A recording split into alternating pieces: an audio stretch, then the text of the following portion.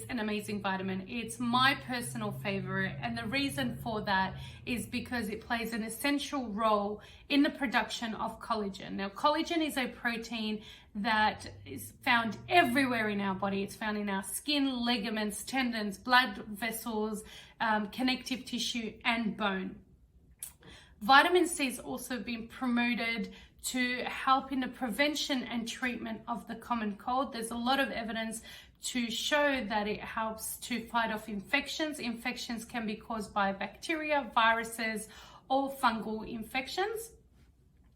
It also enhances iron absorption and the production of red blood cells.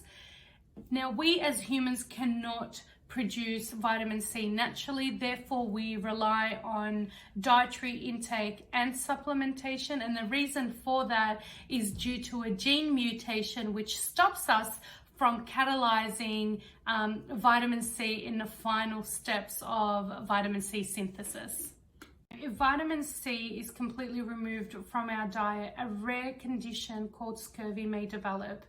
Now, scurvy can be easily prevented by consuming vitamin-rich foods or supplementing. There's a lot of cases that have been reported around the world of patients still developing scurvy, and that's quite unfortunate. The reason for that is people not being able to access nutrient-dense food or supplementation.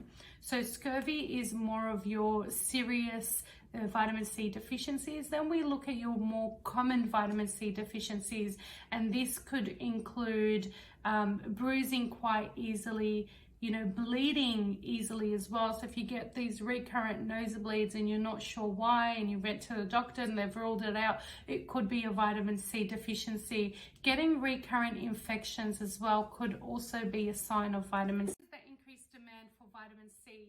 So anywhere where you require collagen production, whether it's skin conditions, burns, musculoskeletal conditions, infections. So a lot of infections put a stress on the immune system, therefore depleting your levels of vitamin C. If you're a smoker, there's studies to show that smokers can deplete their vitamin C levels much quicker than a non-smoker.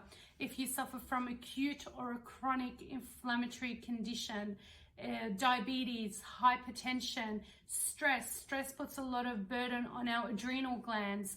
The vitamin C has been shown to also help with stress and nervous tension.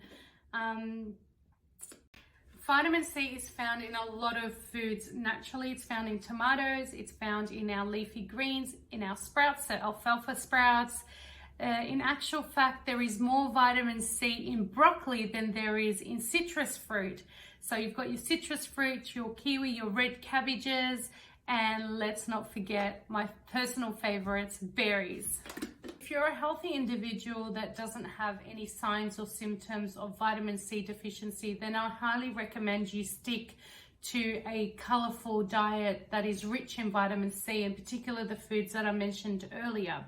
But if you're an individual that may be experiencing some of the symptoms and you're unsure if you're vitamin C deficient, then I highly recommend you take a vitamin C supplementation. Now, ascorbic acid is the most common form of vitamin C that's out there, and a lot of companies market ascorbic acid. Ascorbic acid is great, but it doesn't have the best bioavailability when it comes to absorption. So therefore, I always recommend you look for formulations that contain the minerals. So calcium ascorbate, magnesium ascorbates, also formulations that might combine it with your bioflavonoids, so quercetin, rutin, hesperidin. These are all great combinations to have.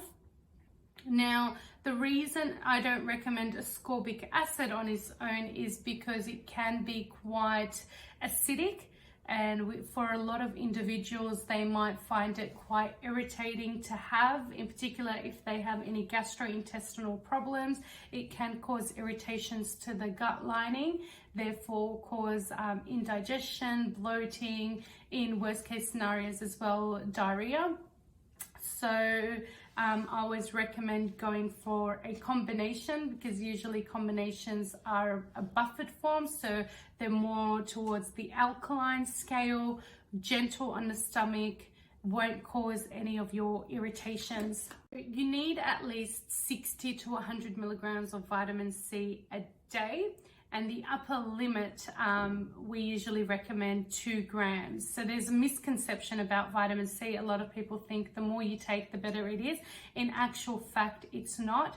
Our body can only absorb a certain amount within a time frame. So within a 1 to 3 hour time frame, anything above 500 milligrams, your body will just excrete.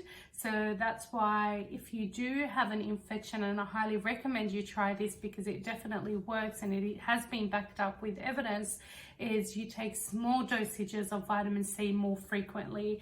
I recommend 100 milligrams, take them every hour.